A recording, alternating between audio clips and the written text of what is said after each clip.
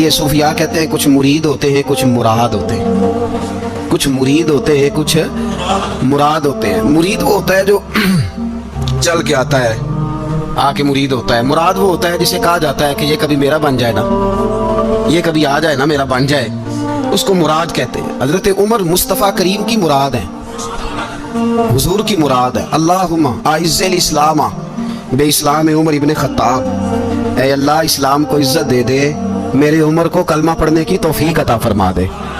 اور کیسے دعا مانگی؟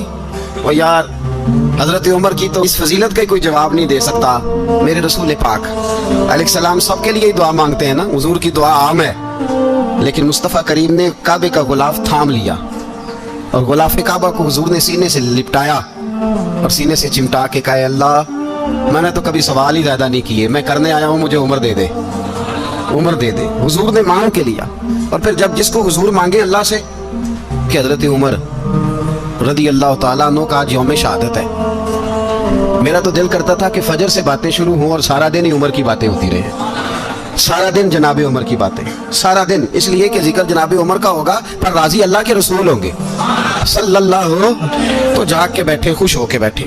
ہمارے ہاں منایا ہی نہیں جاتا، بابے اللہ کی ساون بھادروں اسو کتا تے منڈے جنوری فروری، تو اسلامی سال بھی گیا اور وہ تاریخیں بھی ساری گئیں۔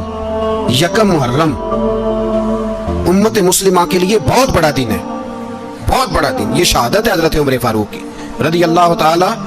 یہاں چھوٹی چھوٹی باتوں پہ گورنمنٹ چھٹی کرتی پھرتی ہے، چھوٹی چھوٹی باتوں، الیکشن ہو گیا تو چھٹی، فلاں جگہ پہ تھوڑا سا کسی نے خبر دے دی کہ کوئی پریشانی ہے تو چھٹی، فلاں جگہ یہ ہو گیا تو چھٹی، یہاں تک کہ فلاں وزیر صاحب فلاں علاقے میں آئیں گے تو سارے علاقے کو چھٹی۔ اور اب تو اس سے بڑا حال ہونے لگا ہے، اگر جن لوگوں کی سندھ میں حکومت ہے ان کے لیڈر کا دن آیا تو اس دن چھٹی، اور جن کی پنجاب میں حکومت ہے ان کا دن آیا تو چھٹی۔ ہمارا مطالبہ ہے حکومت پاکستان سے، اگر سر اٹھا کے جینا چاہتے ہو تو یکم محرم کو چھٹی کیا کرو، اگر سر اٹھا کے جینا چاہتے ہو تو یکم محرم کو چھٹی کرو جناب عمر کے دن، اور ملت کے جوانوں کو بتاؤ کہ اگر عزت کی زندگی جینا چاہتے ہو تو اس طرح جیو جس طرح فاروق اعظم جی کے گئے، عزت اور وقار کی زندگی۔ جمہوریت حضرت عمر سے سیکھنی پڑے گی، حکومت کرنے کے طریقے حضرت عمر سے، رعایا کو سیکھنا پڑے گا کہ امیر کس طرح بنایا جاتا ہے اور امیر کس طرح کے ہوتے ہیں۔ یہاں لوگ ہمیں یورپ کی مثالیں دیتے ہیں، لوگ یہاں ہمیں آ کر کے امریکہ کی مثالیں، انہیں کیا پتا حکومت کیا ہوتی ہے، وہ کہتے ہیں جی وہ سائیکل پہ جاتا ہے ان کا حکمران، تو میں نے کہا وہ سائیکل پہ جاتا ہے؟ میرے عمر فاروق مدینے سے مکے گئے تھے تو پیدل ہی حج کرنے چلے گئے، پیدل ہی، اور جناب عمر فاروق رضی اللہ تعالیٰ عنہ عید کی نماز پڑھانے گئے، عید کی نماز عمر خطبہ عید دینے گئے۔ اور اس زمانے میں کون سا غریب ہے جو ننگے پاؤں جاتا ہو؟ کون سا غریب ہے جو مسجد ننگے پاؤں جاتا ہو؟ لوگوں نے تو 3 قسم کی چپلیں رکھی ہوئی ہیں، ایک مسجد جانے کی علیحدہ ہے، گھر پہننے کی علیحدہ ہے، شادی بیاہ پہ جانے کی چپل علیحدہ ہے۔ حضرت عمر فاروق رضی اللہ تعالیٰ عنہ نکلے عید کا خطبہ دینے کے لیے، تو بیوی سے کہنے لگے جوتا، اس نے کہا صاحب اتنی دفعہ ٹوٹا ہے اب گانٹھا نہیں جا سکتا، اتنی دفعہ ٹوٹا ہے کہ اب دوبارہ پیمند نہیں لگ سکتے۔ تو حضرت عمر کہنے لگے چل کوئی حرج نہیں، بغیر جوتے کے ننگے پیر ہی چلتے ہیں، کوئی حرج نہیں۔ تو کہنے لگے لوگ کیا کہیں گے؟ فرمایا چپ کر، لوگ جس دن عمر نے یہ دیکھ لیا نا لوگ اس کے بارے میں کیا کہتے ہیں، اس دن عمر نہیں رہے گا۔ تو کہا پھر آپ کا نظریہ کیا ہے؟ فرمایا میرا نظریہ یہ ہے کہ رب رسول میرے بارے میں کیا کہتے ہیں، لوگوں کا کیا ہے، لوگ کل کسی کے بارے میں کچھ کہتے ہیں اور پرسوں کچھ کہتے ہیں، میرا نظریہ یہ ہے کہ رب رسول میرے بارے میں ننگے پیر عمر جا رہے ہیں۔ کون جی؟ میں بڑا ماڑا۔ اچھا جناب کیا غربت ہے؟ 10 قسم کے جوڑے لٹکے ہوئے کمرے میں، اور پہننے کی فرصت نہیں، سویرے کیا پہننا ہے شام کیا پہننا ہے، 15 سوٹ کٹھے استری ہو کے لانڈری والا بھیج رہا ہے، اور تو غریب ہے، تو بہت بڑا غریب ہے۔ اس لیے کہ غربت پیسوں کی وجہ سے نہیں ہوتی، غربت تو دل کی ہوتی ہے، تو واقعی بڑا غریب ہے اور تو غریب ہی رہے گا۔ امیر تو عمر فاروق تھے جو ننگے پاؤں چلے گئے عید کی نماز پڑھانے، تو رستے میں جو ملا کہنے لگا عمر جوتا تو پہن لو۔ فرمایا تمہیں عمر کا جوتا نہ پہننے کا نقص تو نظر آیا ہے؟ کوئی حرج نہیں، اگر عمر کو کبھی بتانا ہوا تو وہ والا نقص بتانا جو عمر کی سیرت میں پیدا ہو، کردار میں پیدا ہو، وہ والا نقص بتانا، یہ چھوڑو جوتے آتے جاتے رہتے، ننگے پاؤں گئے، پاؤں دھوئے، نماز پڑھائی، لوٹ آئے۔ او بھائی یہاں تو ہمارا بناؤ سنگار اترنا، جتنی توجہ کپڑوں کی طرف ہے اتنی توجہ کبھی ہماری علم کی طرف ہوتی نا، جتنا ذوق شوق ہمارا بناؤ سنگار کی جانب ہے، इतना बनाओ सिंगार कभी हमारा इखलाकियात की जानिब होता तो मामलात बड़ी हद तक संवरे हुए होते। हजरत सैयदना फारूक आजम रदी अल्लाह तआला अपनी जिंदगी को तरतीब दिया। एक दिन भी खिलाफत नहीं मांगी अल्लाह से। हजरत औफ बिन मालिक अशजई एक सहाबी हैं। हजरत औफ बिन मालिक रदी अल्लाह तआला अन्हु फरमाते हैं कि जनाब अबू बकर सिद्दीक का जमाना था तो मैंने ख्वाब देखा। मैंने ख्वाब में जनाब उमर को देखा और मैंने देखा कि कोई कहने वाला कह रहा है कि उमर वो है कि अल्लाह के रास्ते में कोई इसे जितना मर्जी बुरा भला कहे ये परवाह नहीं करता। किसके रास्ते में? बोले सारे। इसका मतलब है अल्लाह के रास्ते में लोग बुरा भला भी। कुरान मजीद ने कहा वला यखाफून लौमत लाइम। कुछ लोग ऐसे हैं जो बुरा भला कहने वालों की परवाह नहीं करते। आप यकीन करें अगर परवाह शुरू हो जाए ना तो दीन का काम खत्म हो जाए। ना कोई तकरीर करे, ना कोई तदरीस करे, ना कोई पीरी मुरीदी करे, खत्म हो जाए अगर बातों की परवाह हो। लेकिन वो परवाह, हजरत औफ बिन मालिक अशजी कहते हैं मैंने ख्वाब में देखा कि उमर वो है जो किसी की परवाह। और दूसरी बात मैंने ये देखी कि उमर खलीफा बनेगा। और तीसरी बात मैंने ख्वाब में ये देखी कि उमर शहीद भी किया जाएगा, उमर शहीद भी होगा। ये मैंने 3 बातें ख्वाब में देखी। फरमाते मैंने आके ख्वाब हजरत अबू बकर सिद्दीक को सुनाई। वो खलीफा थे। वो कहने लगे ठहर जाओ, मैं उमर को बुलाता हूँ, उसके सामने दोबारा सुनाना।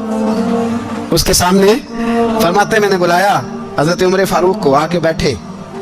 ख्वाब शुरू हुआ का एक बात तो मैंने ये देखी कि आप मलामत करने वाले की परवाह नहीं करते। दूसरा आप खलीफा बनेंगे। जनाब उमर कहने लगे चुप कर, अबू बकर के सामने ही कह रहा है, चुप कर, खलीफा के सामने ही कह रहा है। तो अबू बकर सिद्दीक कहने लगे उमर इसे कहने दो, मुझे लगता है रब की रजा यही है कि मेरे बाद अगर मुस्तफा का मिंबर मिले तो उमर को मिले। इसे कहने दो यार। यहाँ तो लोग डींगे मारते हैं, यहाँ तो लोग दावे करते हैं मेरे सामने फलाने को भी बिठाओ, फलाने को भी बिठाओ, उसको क्या पता, इसको क्या पता। ये तो बड़के मारने का दौर है। हजरत उमर रदी अल्लाह तआला अन्हु को तीसरी बात कही। हजरत औफ बिन मालिक ने कहा आप शहीद किए जाएंगे, मैंने ख्वाब देखी है। नेक लोगों के ख्वाब बड़ी हद तक सच्चे होते हैं। कहा मैंने ख्वाब देखी है। तो हजरत उमर कहने लगे शहीद तो दलेर लोग होते हैं, शहीद तो दलेर, जिसे सारा जमाना दलेर कह रहा है वो अपने बारे में क्या कह रहा है? कहते हैं शहीद तो दलेर, मैं तो काहिल आदमी हूँ, सुस्त आदमी हूँ, मैं तो इतना काम ही नहीं करता। तो ये ख्वाब तूने जो ठीक है देखा है ना, फिर से देखना। तो अबू बकर सिद्दीक फरमाने लगे आजिज़ी ना कर, इनकिसारी ना कर, तो जो कह रहा है ठीक कह रहा है। लेकिन मुझे सुन के शुक्र भी हुआ है और अफसोस भी हुआ है। अफसोस इस बात का कि तेरे जैसा बतले अजीम चला जाएगा, और शुक्र इस बात का कि रब तुझे जिंदगी भी इजाद वाली देगा और शहादत की मौत दे के अल्लाह तुझे मौत भी इज्जत वाली अता फरमाएगा। अल्लाह मौत भी तुझे इज्जत वाली देगा, तुझे काहिलों जैसी मौत अल्लाह। हजरत फारूक आजम रदी अल्लाह। भाई यहाँ तो इस जमाने का सबसे बड़ा मसला प्रोटोकॉल है। लोगों को पता होता है कामिल पीर है, कामिल मुर्शिद है, लोग नहीं जाते। मैं किसी का मुरीद हो जाऊं, मेरा प्रोटोकॉल किधर गया? पता होता है ये कामिल उस्ताद है, मैं इसके पास बैठूंगा तो मेरी तरबियत करेगा, लेकिन लोग शागिर्द नहीं बनते। मैं किधर गई? ये प्रोटोकॉल की मुसीबत है ना, इसने बड़े बड़े लोग जीरो कर दिए, बड़े बड़े लोग। और ये मत समझिए कि आपका वजीर आजम प्रोटोकॉल लेता है या आपका सदर प्रोटोकॉल, वुज़ारा, ऐसी कोई बात नहीं। हम छोटे तबके से लेकर बड़े सारे प्रोटोकॉल के कायल है। हमारा तो दामाद भी कहता है कि मुझे पूछा नहीं मैं तुम्हारे घर क्यों आऊं। हमारा तो भाई हर शख्स ऐलान करता है प्रोटोकॉल का, फलाने ने इज्जत नहीं दी तो वापस आ जाओ, फलाने ने सलूट नहीं किया तो वापस आ जाओ। लोग जहां सलूट करना चाहिए वहां भी सलूट कराने के कायल हैं। पर हजरत उमर रदी अल्लाह तआला, हजरत उमर की सादगी और फिर जनाब उमर की आजिज़ी, जब इंसान अपने ऊपर सवार कर लेता है ना, सवार कर लेता है, मैं बदकार पुराना खादम किसे दर मिली निट हुई, इते वासफ यार ने नजर जो की थी ते वासफ ही। मैं अक्सर सोचता हूँ हुजूर ने जहां भी कहा ना, फरमाया मेरे बाद नबी होते तो खताब के बेटे उमर होते। हुजूर ने फरमाया उमर जिस रास्ते से जाता है शैतान वो रास्ता बदल जाता है। नबी पाक सल्लल्लाहु अलैहि वसल्लम ने फरमाया मेरा उमर वो है कि इसकी जुबान पर हक जारी है। हुजूर अलैहिस्सलातु वस्सलाम ने फरमाया 950 साल हजरत जिब्रील मेरे उमर की शान बयान करें तो इनकी अजमत खत्म नहीं होती। 950 साल जिब्रील अजमत बयान करे तो खत्म नहीं होती। ये बात है हजरत उमर की। और फरमाया उमर अबू बकर की नेकियों में से एक नेकी है, ये शान है उमर फारूक रदी अल्लाह ताला अन्हु की। हुजूर ने फरमाया मेरे बाद नबी होते तो उमर होते, जिस गली से उमर आए शैतान रास्ता बदल जाए। मेरे उमर फारूक की शान 950 साल बयान हो तो खत्म ना हो। उमर की जुबान पर अल्लाह हक बयान करता है, जो उमर कहता है वही रब कर देता है। हुजूर सारी जिंदगी फजीलतें बयान करते रहे, उमर जवाब में क्या कहते हैं? کوئی بتائے نا کہ یہ والی حدیثیں کبھی عمر نے بھی روایت کی ہوں کہ حضور نے میرے بارے میں یہ کہا ہے. یہ روایتیں وہ روایت نہیں کرتے. ان سے جب لوگ کہتے عمر تیری بڑی بات ہے تو عمر رو پڑتے, کہتے میں تو اونٹ چرانے والے باپ کا بیٹا ہوں, میں تو اونٹ چرانے والے باپ کا بیٹا, اونٹ چرا. اس سے آگے عمر گئے ہی نہیں ساری زندگی, اس سے آگے لفظ ہی نہیں ادا کی. اور میں تو بھائی اونٹ چرانے والا, میرا باپ تو اونٹ چرایا کرتا تھا, 10 اونٹ تھے, میری ڈیوٹی ہوتی تھی, سنبھالے نہیں جاتے تھے, ابا ڈنڈوں سے مارتا تھا. ساری زندگی عمر حج کرنے گئے, ایک خشک تنا کھجور کا عمر فاروق رضی اللہ تعالیٰ عنہ نے اس کو اپنے کلاوے میں لیا, رونے لگے. لوگوں نے کہا عمر کیا ہوا؟ فرمانے لگے یہاں میں اونٹ چرایا کرتا تھا, یہاں میں اونٹ چراتا تھا, 10 اونٹ سنبھالے نہیں جاتے تھے. دیکھو رسول اللہ کی شان, آج ساری امت چلانے کا طریقہ عطا فرما دیا ہے. ساری نظریے سے پیار. یار پیسہ کس کو برا لگتا ہے؟ آپ جس آدمی کی 50 کروڑ کی پراپرٹی ہے اس کو پوچھیں سب سے غریب, آپ کو وہی نظر آئے گا. وہ کہے گا میں ٹائٹ ہوں, حالات بڑے. میں کئی بار پوچھے انہوں نے, میں کہتا ترجمہ بھی 10 چھڑوں کی, ہمیں تو سمجھ نہیں آتی. اور ٹائٹ حالات کون سے ہوتے ہیں جی؟ جس آدمی کا کروڑوں میں کاروبار ہے نا, اس کو آپ چھیڑے پر رونے لگ جائے گا, رونے. تو کئی میں نے ایسے دیکھے کرائے کا مکان ہے, ان سے پوچھے صاحب کیا حال ہے, تو کہتے ہیں جتنی اللہ نے شان والی زندگی ہمیں عطا کی ہے کسی کو نہیں دی ہوئی. اس کا مطلب ہے خوشی بھی یہی ہے اور غم بھی یہی ہے. اندر سے خوشی ہے, اندر سے ہی. تو نے اگر راضی رہنا ہے تو ادھر سے رہنا ہے, ناراض رہنا ہے تو بس اپنے آپ کو خوش رکھے گا تو ہو جائے گا.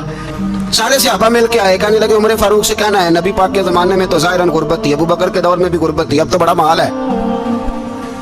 عمر سے سفارش کرو کہ عمر نیا کرتا پہنا کرے. ملکوں کے سفیر آتے, عمر وہی پھٹی پرانی چادر اوڑھ کے, اور وہی کئی جگہ پہ پابند لگے سوٹ پہن کے سفیروں کے سامنے بیٹھ جاتا ہے. عمر کو مشورہ دو, طے ہو گئی بات. سب نے جب مشورہ دے لیا تو سارے کہنے لگے یہ بتاؤ شیر کی مونچھ کو ہاتھ کون لگائے گا؟ کہنا کس نے ہے, بندہ بھی تو ڈھونڈو نا. انہوں نے کہا جناب میرا یہ خیال ہے کہ مولا علی شیر خدا کہیں گے, کیونکہ جس شخص کی عمر کو سب سے زیادہ حیا کرتے دیکھا وہ شیر خدا مولا علی ہے رضی اللہ تعالی. علی کہیں گے اس لیے کہ جناب علی تو کئی دفعہ جب گفتگو کرتے تھے تو حضرت عمر چپ کر جاتے تھے اور فرماتے تھے علی نہ ہوتا تو میں ہلاک ہو جاتا. تو کہا علی سے کہو. جناب علی شیر خدا کو بلایا, کس کام کے لیے جی؟ اللہ اکبر. یہ ذرا آپ نے اس دور پہ اس بات کو ذرا لکھا جناب, ان سے کہیں کہ زیادہ نہیں, ایک کرتا نیا پہن لے. سفیر آتے ہیں, وزیر آتے ہیں, تو ایک کرتا نیا پہن لے. حضرت علی کو بلایا, فرمانے لگے کوئی اور بات ہوتی تو میں کہہ دیتا, یہ والی میں نہیں کہہ سکتا. کوئی اور ہوتی تو میں عمر کو کئی دفعہ کہہ دیتا ہوں, جلال میں بھی تو سن, یہ والی میں نہیں کہہ سکتا. میں تمہیں ایک مشورہ دیتا ہوں. کہ وہ کیا؟ کہنے لگے سید عائشہ صدیقہ سے کہو, وہ مومنوں کی ماں ہے, عمر ٹالے گا نہیں. اماں جی سے جا کے کہا اماں جی نیا کرتا عمر سے کہیں پہن لیں, وزیر آتے ہیں بڑے بڑے لوگ, تو چلو کوئی حرج نہیں. اماں جی نے کہا اچھا کوئی بات نہیں میں بلا لیتی ہوں. جناب عائشہ نے پیغام بھیجا. جب خادم نے کہا نا مصطفیٰ کے گھر سے پیغام آیا ہے, تو 20 لوگ بیٹھے تھے. عمر کانپتے ہوئے اٹھے, کانپتے دوڑے. حضرت عائشہ پردے میں تھی تو فرماتی ہیں عمر اتحیات کی حالت میں بیٹھ گئے. کہا اماں جی دیر تو نہیں ہو گئی مجھے آنے میں؟ کہا نہیں ٹائم پہ آ گئے ہو. کس لیے بلایا تھا؟ کہا عمر دیکھو غربت کے معاملات اور ہوتے ہیں, جب اللہ آسانی دے تو کوئی چیز استعمال کرنا حرام نہیں ہوتی, اگر حرام ہے تو بتاؤ. کہا نہیں اماں جی حلال ہی ہے. تو فرمایا پھر اتنے سفیر آتے ہیں, مشیر آتے ہیں, اب تو مال غنیمت بڑا آتا ہے, ڈھیر لگ جاتے ہیں مسجد میں, تو چل ایک نیا کرتا تم بھی پہن لیا کرو, اور آپ نیا کرتا پہنو گے تو دھاگ بیٹھے گی غیروں پر. تو صحابہ کا مشورہ ہے کہ آپ نیا لباس پہنے. اماں جی کہتی ہے میں نے حکم دیا تو عمر چپ کر گئے, گردن جھک گئی. تھوڑی دیر کے بعد سیدنا عمر فاروق نے سر اٹھایا تو داڑھی پہ آنسو گر رہے تھے, رو پڑے. کہنے لگے پاک محبوب کی پاک بیوی جیسے حکم کرتی ہو میں حاضر ہوں, پر مجھے وہ والا لباس پہنانا جو میرے مصطفیٰ نے پسند فرمایا ہے. اگر یہ رنگ رسول پاک کا ہے تو میں حاضر ہوں, اور اگر نبی پاک کا نہیں تو پھر جیسے آپ حکم کریں. تو نبی عائشہ کہتی ہے عمر روئے تو میں زیادہ روئی, میرا پلو بھیگ گیا آنسوؤں سے. میں نے کہا عمر آپ جائیے. عمر یوں نکلے تو جو صحابہ کھڑے تھے وہ کونے میں تھے, سارے آ گئے. اماں جی کیا بناؤ؟ فرمایا بھائی تم سب جو باتیں کہتے ہو وہ اپنی جگہ ٹھیک ہیں, پر عمر جو بات کرتا ہے وہ سب سے زیادہ ٹھیک ہے. عمر جس پہلو پر بات کرتا ہے وہ یار ایسی عاجزی, ایسا رنگ, ایسا انداز, ایسا طرز حیات, ایسی زندگی. اولاد کے معاملے میں لوگ بزدل ہو جاتے ہیں, بزدل. پر حضرت عمر کا بیٹا مصر گیا, وہاں سے کمائی کر کے لایا, تجارت کرنے گیا, لاکھوں کا مال. کون سا باپ ہے دنیا میں جس کا بیٹا باہر سے پیسے لے کے آئے تو ابا تفصیل پوچھے کہ بیٹا کہاں سے کمائے, کہاں سے لایا, کتنے ملے, کیوں آئے, کون سا باپ تفصیل پوچھتا ہے؟ ابا تو کہتا لا صحیح اور تعریفیں کرتا ہے میرا بیٹا بڑی کمائی کرتا ہے. کبھی پوچھا ہے اس سے کہ ڈیوٹی صحیح دیتا ہے کہ نہیں؟ کبھی پوچھا ہے کہ تو ایمانداری کی روزی لاتا ہے کہ حرام کی کماتا ہے؟ یہ باپ کی ذمہ داری ہے, یہ اماں کی ذمہ داری ہے. پھر کہتا ہے بیماری کیسے آ گئی, پریشانی کیسے آ گئی؟ تو نے کبھی سوال کیا اپنی اولاد سے؟ حضرت عمر فاروق رضی اللہ تعالیٰ عنہ کا بیٹا مصر سے پیسے کما کے لایا تو جناب عمر نے بلایا, فرمایا بیٹے اتنی تو تیرے پاس راس ہی نہیں تھی, تھوڑے سے تو پیسے لے کے گیا تھا, اتنی کمائی کیسے ہو گئی؟ اتنے تو پیسے نہیں تھے صاحب, کہاں سے کمائی لائے؟ اس نے کہا ابا جی وہ جو میرے چچا ہے نا مصر کے گورنر, آپ کے دوست, انہوں نے میری مدد کی ہے. فرمایا جتنے لوگ گئے تھے سب کی ہے مدد اس نے؟ کہا نہیں صرف میری کی. فرمایا تیری کیوں کی, تیری کیوں کی؟ کہا حضور آپ کے دوست ہیں. فرمایا چپ کر, حضور انہوں نے مجھے اتنے پیسے دیے, میں نے کاروبار میں ڈالے تو نفع آیا تو میں ان کی رقم دے کے. فرمایا خاموش ہو جا, باقی جتنے لوگ گئے تھے سب کی مدد کی اس نے؟ کہا نہیں حضور صرف میری کی. فرمایا اس نے تیری مدد نہیں کی, اس نے خلیفہ کے بیٹے کی مدد کی, اس لیے کہ وہ خلیفہ کو اپنے حق میں نرم کر سکے. فرمایا آدھا مال تیرا ہے, آدھا مال غنیمت کا ہے, مال خزانہ کا ہے, مسلمانوں کا ہے, اس لیے کہ تو جو وہاں سے مال کما کے لایا ہے وہ اپنے باپ کے خلیفہ ہونے کی وجہ سے کما کے لایا ہے, لہذا رکھ ادھر. یہاں کہتے ہیں کدھر سے آیا, کیسے آیا, کون سا حساب دیں, کیا کریں؟ او بھائی حضرت عمر رضی اللہ تعالیٰ عنہ کا اپنی اولاد کے بارے میں یہ رنگ ہے. ایک جنگ سے نا خوشبو آئی, خوشبو بڑی مہنگی ہوتی تھی, عرب میں خوشبو آج بھی بڑی مہنگی ہے, وہ زیادہ استعمال کرتے ہیں. میری باتوں کی سمجھ آ رہی ہے میرے بھائی؟ بڑی مہنگی خوشبو تھی. جب وہ خوشبو آئی تو حضرت عمر نے کہا, گھر میں پہلے پہنچی حضرت عمر کے, چونکہ زیادہ عورتیں استعمال کرتی تھی گھر کے اندر خوشبو, مرد بھی لگاتے تھے. حضرت عمر نے اپنی بیوی سے کہا, آپ کی زوجہ تو تھی وہ بڑی خوشبو کو پسند کرتی تھی. حضرت عمر نے اپنی زوجہ سے کہا کہ خوشبو لاؤ, میں نے ایک عورت کی ڈیوٹی لگائی ہے, وہ خوشبو تول کے نا تو پیسہ برابر صحابہ میں بانٹ دے گی. تو آپ کی زوجہ کہنے لگی کسی بی بی کی ڈیوٹی لگانے کی کیا ضرورت تھی, میں جو موجود تھی میں بانٹ دیتی ہوں تول کے پیسہ برابر. آپ نے فرمایا نہیں تو رہنے دے, تو فلانی بی بی بانٹے گی. کہا حضور میں نے بھی بانٹنی ہے, میرے پہ کچھ حق ہے؟ آپ نے فرمایا نہیں تو تفصیل نہ پوچھ, تو خوشبو دے دے کوئی اور بانٹے گی. خاتون خانہ تھی نا, کہنے لگی نہیں مجھے بھی آج آپ کو بتانا ہی پڑے گا کہ کوئی جو بانٹ سکتی ہے تو میں کیوں نہیں بانٹ سکتی؟ زوجہ کہتی عمر نے بات کی تو میری چیخیں نکل گئی. حضرت عمر فرمانے لگے جب تو خوشبو بانٹے گی نا تیرے ہاتھوں کو بھی لگے گی, تیرے دوپٹوں کو بھی لگ جائے گی. اگر رب کریم نے مجھ سے سوال پوچھا کہ عمر خوشبو تو مسلمانوں کی تھی, تیری بیوی کے دوپٹے کو کیوں لگ گئی, تو میں اللہ کے حضور کیا جواب دوں گا؟ اگر اللہ نے یہ سوال کیا کہ تیری بیوی نے کیوں لگائی, وہ تو حصہ تھا مسلمانوں کا, تو تم نے تیری بیوی نے کیوں لگائی؟ تو فرمایا میں نہیں چاہتا کہ اللہ کے حضور مجھے اور تجھے باز برس ہو, لہذا کسی اور کو بانٹنے دے. زوجہ روئی اور تڑپ کے کہنے لگی عمر مجھے لگتا ہے صبح قیامت بھی تیری بیوی ہونے کی وجہ سے اللہ مجھے جنت عطا فرما دے گا, تیری زوجہ ہونے کی برکت سے. بھائی یہ معیار رکھا, خدا کی قسم ایسا شخص تاریخ میں دوبارہ نہیں آیا. اتنا بڑا آدمی, اتنا بڑا شخص, اتنا بڑا آدمی, اور پھر رنگ یہ ہے کہ عمر 22 لاکھ مربع میل کا حکمران, 22 لاکھ, اور کھجور کے درخت کے نیچے مٹی کا ڈھیلا لے کے سو گئے ہیں, پرواہ کوئی نہیں, کوئی مسئلہ ہی نہیں. 2 غلام ساتھ بیٹھے تو ایک روٹی حضرت عمر نے گھر سے منگوائی, تھوڑا سا سرکہ, تو غلام کہنے لگے ہم نے بھی کھانی ہے. فرمایا کوئی حرج نہیں, روٹی کو پیٹ بھر کے کھانا ضروری تو نہیں, 3 حصوں میں بانٹ لیتے.